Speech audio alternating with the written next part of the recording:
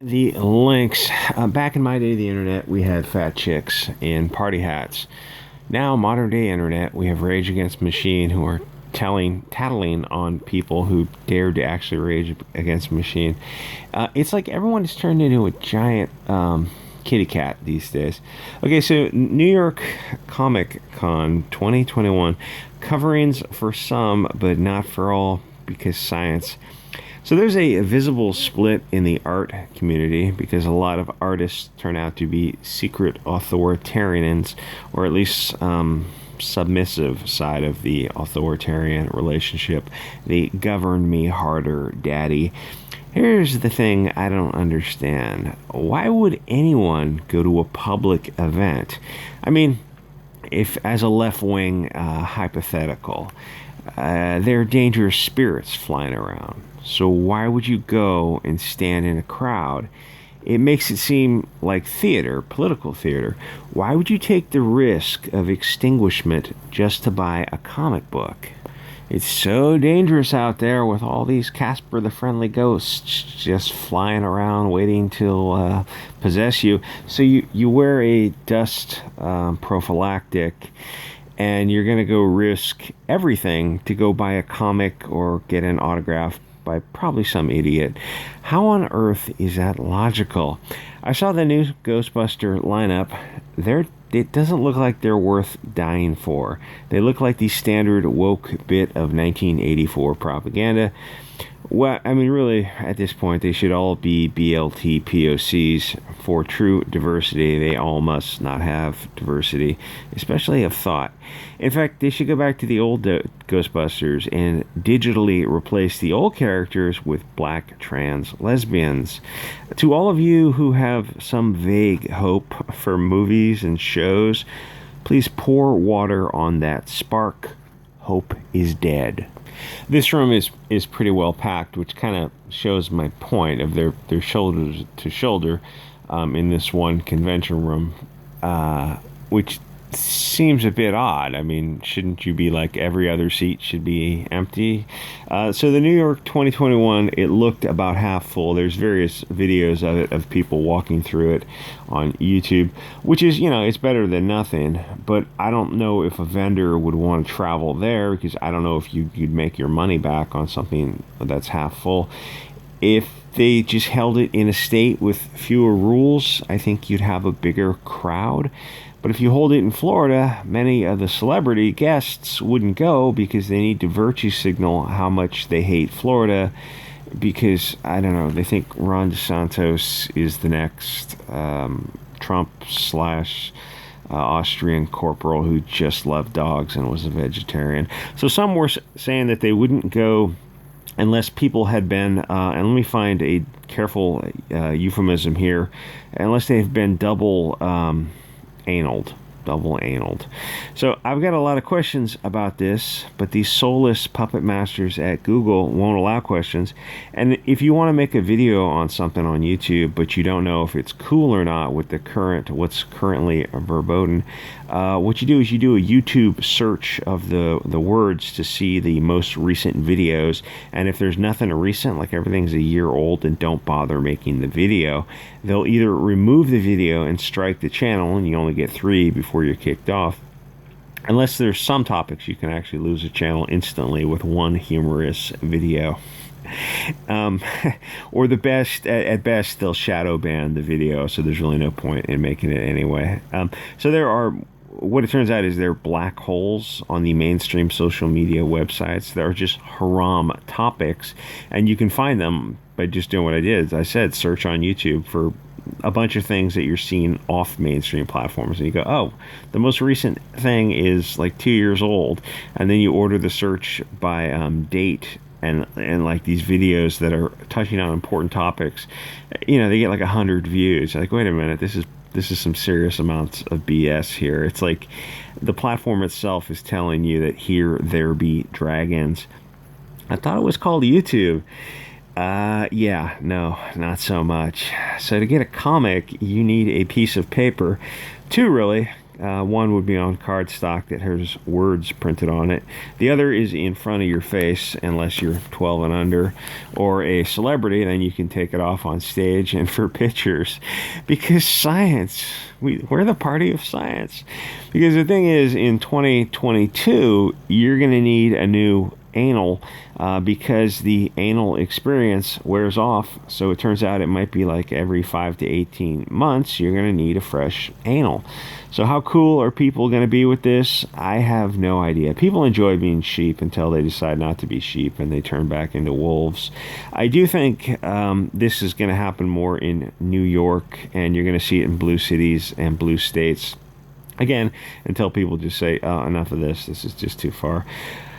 For a while, until people really get tired of anal, and some people really like that backdoor action. It turns out, especially in the art community, though I suspect not in the Comicsgate community so much. So ultimately, this is heading to a civil disagreement on a large scale, because they're shutting people out of a society, and it feels like it's not a representative republic anymore. The non-anal crowd is being shut out. So what are they supposed to do? And, you know, if you're somewhere like New York or a lot of other blue cities and states even, New York is way beyond saving. If you can move anywhere, move somewhere red.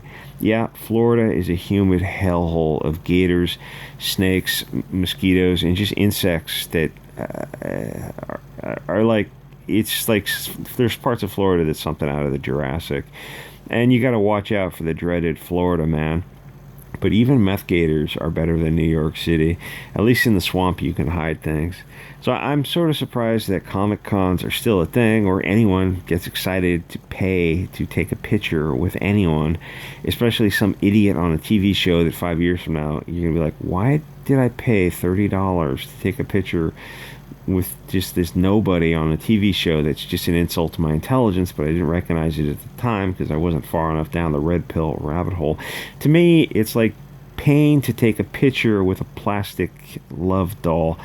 But I also look at people buying those little toys and crap like that and stuff, and I die inside when I realize that it's not for their kids. Stuff like this.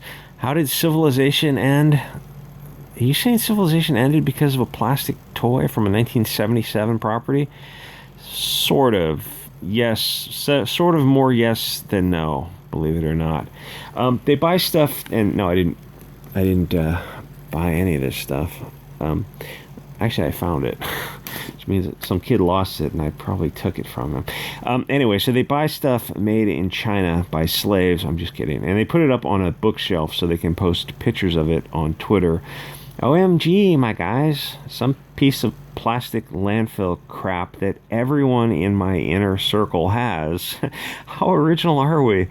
Yeah, we have all got the same bobble-headed garbage. So what's the carbon foot? And the thing is, it's like, you paid for it. Not only that, but you paid, well, really any amount of money is too much for it. What's the carbon footprint of buying these repackaged hydrocarbons made in, yeah, it's all oil that should be going to something more useful, made in China, shipped to America, and then put on your shelf, then to spend, I don't know, 1,000 years in a landfill before it finally breaks down to its component molecules. What's the point of, like, future archaeologists going to be digging up the, it's not like the iridium layer from 65 million years ago. It'll be the plastic layer of the current die-off. I mean, that really presumes an optimistic view of the future, that there will be a civilization of intelligent humans that are archaeologists enough to dig up a layer of plastic. You know, optimism springs eternal. Anyway, so what's the point of any of this? Back in the 90s, cons were cool.